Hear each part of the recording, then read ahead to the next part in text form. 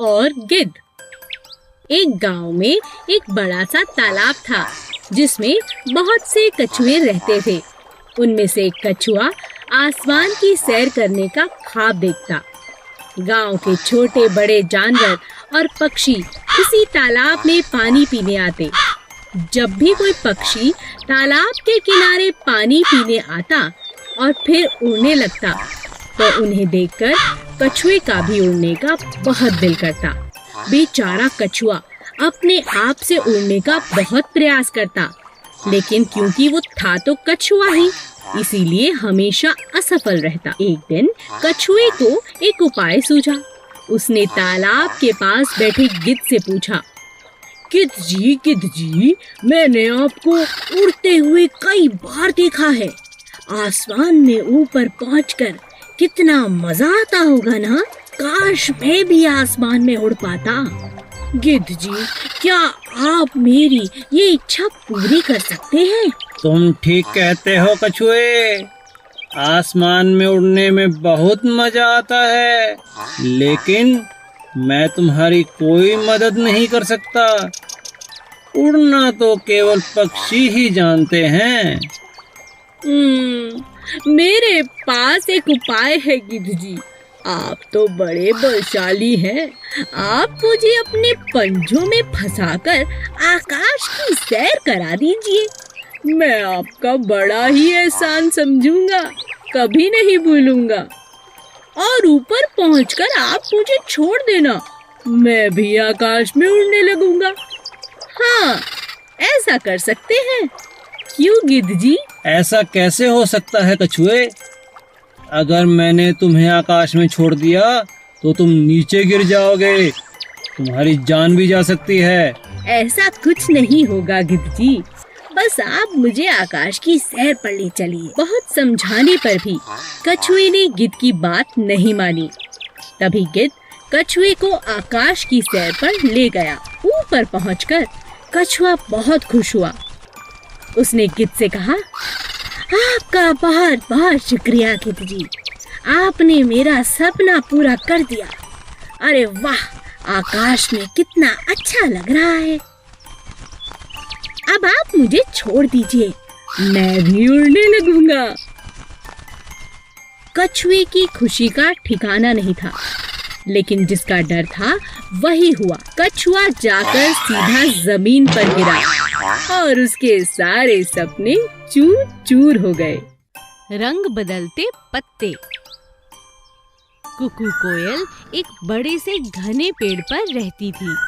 एक दिन उसने देखा कि पेड़ के पत्तों का रंग बदलने लगा है। अरे, ये मेरे पेड़ों के पत्तों का रंग क्यों बदल रहा है? क्या बात है? ये तो बहुत अच्छे हरे रंग के थे, अब ये धीरे धीरे पीले पड़ते जा रहे हैं और कुछ ही दिनों बाद ये नीचे गिर जाते हैं। ऐसा क्यों हो रहा है? लगता है मुझे अब ये पेड़ छोड़कर दूसरे पेड़ पर जाकर अपना घोंसला बनाना होगा। लगता है मेरा पेड़ बहुत बीमार हो चुका है या बूढ़ा हो चुका है। कोयल नया घोंसला बनाने के इरादे से जंगल में दूसरा पेड़ ढूंढने लगती है, लेकिन जब वो जंगल में घूमती है तब उसे पता चलता है कि हर जगह इसी तरह सभी पत्ते जमीन पे हैं और मुरझाए हुए हैं। अरे, ये कौन सी बीमारी हमारे जंगल को लग गई? हर पेड़ इसी तरह सूखा हुआ है। मुझे कुछ समझ में नहीं आ रहा, ये क्या होता जा रहा है? सभी पेड़ खाली खाली लग रहे हैं, जरा भी हरियाली नहीं। तभी वो कौवे के पास गई। कौवे भाई, तुम्हारा पेड़ भी बीमार है क्या? क्या कहो? पेड़ बीमार है? ये तुम कैसी बातें कर रही हो कुकू? हाँ, बीमार ही तो है। तुमने देखा नहीं, सारे पत्ते नीचे गिर चुके हैं, मुरझा चुके हैं। अब हम पेड़ पर कैसे रह सकते हैं? अच्छा, ये बात है। मैं तुम्हें समझाता हूँ। ये मौसम बदलने की निशानी है। जैसे ही पत्ते टूटे हैं, वैसे ही नए नए पत्ते इस पेड़ पर आएंगे और इस पेड़ पर ही नहीं, जंगल के सभी पेड़ों पर आने वाले हैं और फिर तुम्हारा और मेरा पेड़ और भी सुंदर हो जाएगा। और यह कोई बीमारी नहीं, यह पेड़ों की प्रक्रिया है।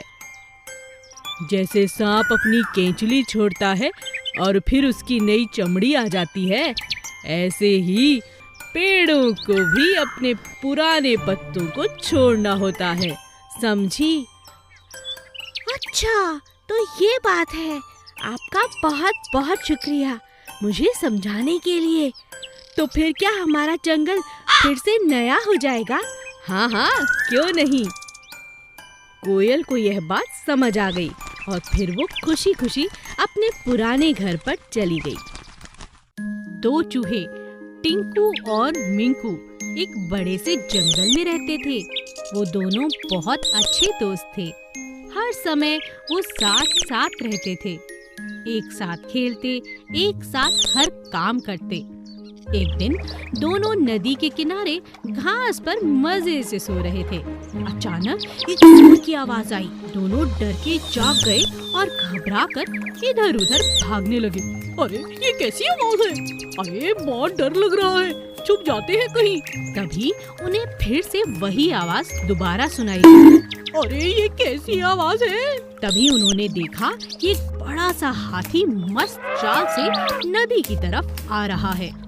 उसके पैरों की आहट से सभी छोटे छोटे जानवर घबराकर इधर उधर भाग रहे हैं। हाथी ऐसे मस्त चाल चल रहा है कि कोई भी उसके पैरों के नीचे आ जाएगा। हमें यहाँ से दूर भाग जाना चाहिए। अरे अरे, दूर नहीं जाएंगे, पास के पेड़ पर चढ़ जाते हैं। हाँ हाँ हाँ, चलो चलो। टिंकू और मिंकू झट से पास के पेड़ पर चढ़ गए। पेड़ पर उन्हें मिनी गिलहरी मिलती है। अरे तुम दोनों मेरे पेड़ पर क्या कर रहे हो? चलो भागो यहाँ से। अभी चले जाएंगे, जरा मस्त हाथी को यहाँ से जाने तो दो। नहीं नहीं, अभी जाओ। तुम लोगों ने मेरी बहुत मूंगफलियाँ चुरा कर खाई हैं। आज यहाँ मेरी मदद चाहते हो? जाओ यहाँ से। दोनों को पेड़ से नीचे उतरना पड़ा। अरे कहाँ छुपे? चलो इस छोटे से बिल में घुस जाते हैं। नहीं नहीं, यहाँ तो सांप है, यहाँ नहीं जाना चाहिए। तो कहाँ छुपे? अरे जल्दी कुछ करो, जल्दी कुछ सोचो। हाथी तो इधर ही आ रहा है, आज तो हमें मरने से कोई नहीं बचा सकता। इतने में गिलहरी ऊपर से कहती है, अगर तुमने कभी अच्छे काम किए होते तो आज तुम्हारे दोस्त होते और सब तुम्हारी मदद करते। सदा सबका भला किया करो दोनों, समझे? हाँ समझ गए। समझ गए। दयालु पेड़। एक बार की बात है, कुकू कोयल अपने अंडों के साथ एक पेड़ पर रहती थी। एक दिन वह अपने बच्चों के लिए खाना ढूंढने बहुत दूर निकल गई।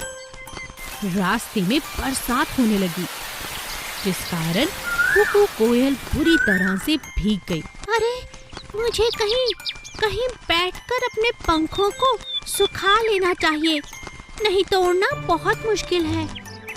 मुझे अपने बच्चों के पास भी तो जाना है। तभी कुकू एक पेड़ के पास पहुंची। मीठे पेड़ आम, क्या तुम मेरी मदद कर सकते हो? मैं बहुत भीग चुकी हूँ और थक भी चुकी हूँ। मुझे थोड़ी देर अपने पास बैठने दो, मैं अपने पंखों को सुखाकर चली जाऊंगी। नहीं नहीं नहीं नहीं, तुम चली जाओ यहाँ से। मैं सब समझता हूँ, तुम्हारी नजर मेरे मीठे मीठे आम पर है। तुम यहाँ से चली जाओ अभी। बेचारी कोयल वहाँ से चली गई और पहुँची दूसरे मीठे पेड़ के पास। मीठे पेड़ पपीते, क्या मैं तुम्हारी डाल पर बैठकर कुछ देर आराम कर सकती हूँ? मैं बहुत थक चुकी हूँ और मेरे पंख बुरी तरह भीग चुके हैं। मुझे बहुत ठंड भी लग रही है। नहीं नहीं नहीं नहीं, मुझे किसी को खुद पर बिठाना पसंद नहीं, और वैसे भी मेरे पपीते बहुत मीठे हैं। अगर तुमने खाया तो मुझे अच्छा नहीं लगेगा। तुम यहाँ से चली जाओ और किसी पेड़ पर बैठ जाओ। निराश होकर कुकू वहाँ से चली गई। कुकू तीसरे पेड़ के पास पहुँची। कड़वे पेड़ नीम, क्या तुम मुझे कुछ देर के लिए अपनी शाख पर बैठने दोगे? बस थोड़ी देर के लिए, मेरे बच्चे अकेले हैं। मुझे अपने पंखों को सुखाकर वहाँ वापस जाना है। क्यों नहीं, आओ आओ चिड़िया रानी, तुम्हारा स्वागत है। तुम मेरे पेड़ पर बैठ सकती हो, मगर मुझे माफ करना, तुम्हें खिलाने के लिए मेरे पास कुछ भी नहीं। कुकू चिड़िया इजाजत पाकर बहुत खुश हो गई। कुछ देर उस पेड़ पर बैठकर कुकू चिड़िया ने अपने पंखों को सुखाया और फिर पेड़ को शुक्रिया अदा किया। तुम्हारा बहुत बहुत शुक्रिया कड़वे पेड़, तुमने मेरी बहुत मदद की।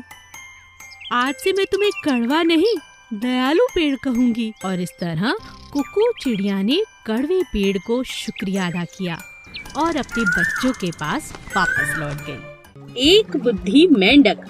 जंगल के किनारे एक तालाब था। वहाँ बहुत छोटे बड़ी मछलियाँ और मेंढक रहते थे। तालाब में दो बड़ी चतुर मछलियाँ थीं। एक था सोना, दूसरी था रानी। सभी जलजीव अपनी समस्या लेकर उन्हीं के पास आते थे। एक दिन जंगल किनारे तालाब में मछलियाँ पकड़ने के इरादे से कुछ मछुआरे आए। एक ने कहा, अरे देखो, यहाँ इस तालाब में तो मछलियाँ ही मछलियाँ हैं। चलो इन्हें पकड़े। तुम ठीक कहते हो, यहाँ बहुत मछलियाँ हैं, लेकिन इन्हें पकड़ने के लिए हमें एक बड़े जाल की जरूरत है। पहले हम अपना बड़ा जाल ले आते हैं, जिससे सभी मछलियाँ एक ही बार में हमारे जाल में फंस जाएंगी। हाँ हाँ, तुम ठीक कहते हो, चलो जाल लेकर आते हैं। उनकी बातें वहीं बैठे तालाब के मेंढक ने अच्छी तरह से सुन ली थी। वह नहीं चाहता था कि सभी मछलियों को ये मछुआरे मार दें, इसीलिए वह ये खबर लेकर सोना और रानी मछली को बताने के लिए गया। मछली सुनो, मैं अभी देख कर आ रहा हूँ। मछुआरे आकर तुम्हें अभी पकड़ लेंगे। कुछ ही देर में वो आते ही होंगे अपना बड़ा जाल लेकर। तुम बहुत डरपोक हो। डरने की कोई जरूरत नहीं। इस तालाब में कोई नहीं आएगा। तुम हमें और बाकी मासूम मछलियों को डरा नहीं सकते। समझे मेंढक, मेरे होते हुए तालाब की किसी मछली को कुछ नहीं होगा। रानी मछली ने कहा, मुझे लगता है तुमने कुछ गलत सुना होगा। हम तो हमेशा सतर्क रहते हैं। हमारे रहते किसी मछली को कोई नुकसान नहीं हो सकता। तुम यहाँ से जा सकते हो। दोनों मछलियों की बात सुनकर मेंढक कहता है, मैं मानता हूँ आप दोनों बहुत बुद्धिमान हैं, मगर मैं भी एक छोटी सी बुद्धि का स्वामी हूँ और मुझे अपने कानों पर भी पूरा भरोसा है। मैं अभी अपने परिवार के साथ यह तालाब छोड़कर जा रहा हूँ। मेंढक अपने परिवार को लेकर तालाब से बाहर निकल जाता है। मेंढक तालाब से बाहर निकल ही रहा था कि वहाँ अचानक मछुआरे वापस आ पहुँचे और उन्होंने अपना बड़ा सा जाल तालाब में डाल दिया। सभी मछलियों को सोना और रानी मछली के घमंड के कारण अपनी जान देनी पड़ी और समझदारी के कारण मेंढक और उसका परिवार सुरक्षित हो गए। एक बड़े से अमरूद के पेड़ पर गौरैया चिड़िया अपने अंडों के साथ रहती थी। एक एक करके चिड़िया के अंडे बाहर आने लगे। चिड़िया यह देखकर बहुत खुश थी। उसके प्यारे प्यारे चूजे उसे और प्यारे लगते थे।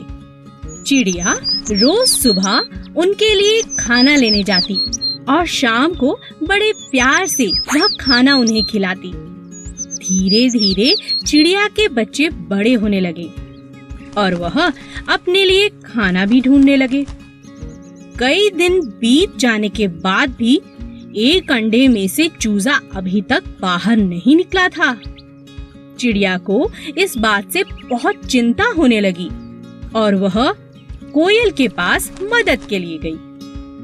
बहन कोयल, बहुत दिनों से मेरे अंडे बाहर आ चुके हैं, लेकिन उनमें से एक अंडे में से चूजा बाहर नहीं आया।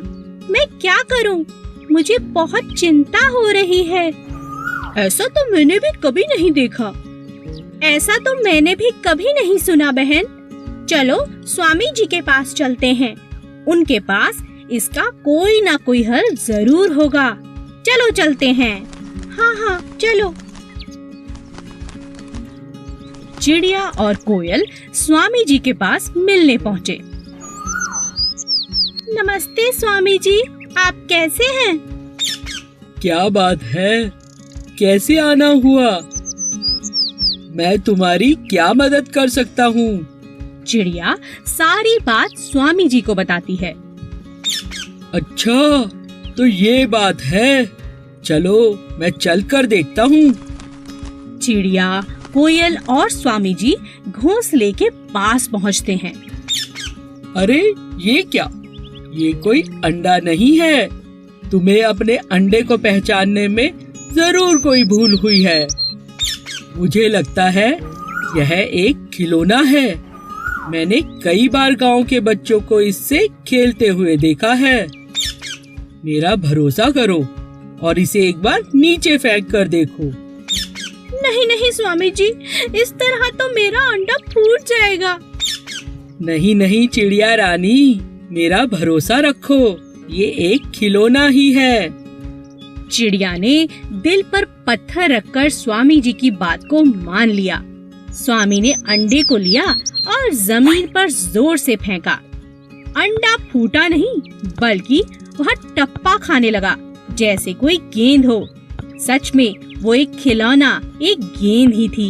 यह देखकर सभी हंसने लगे।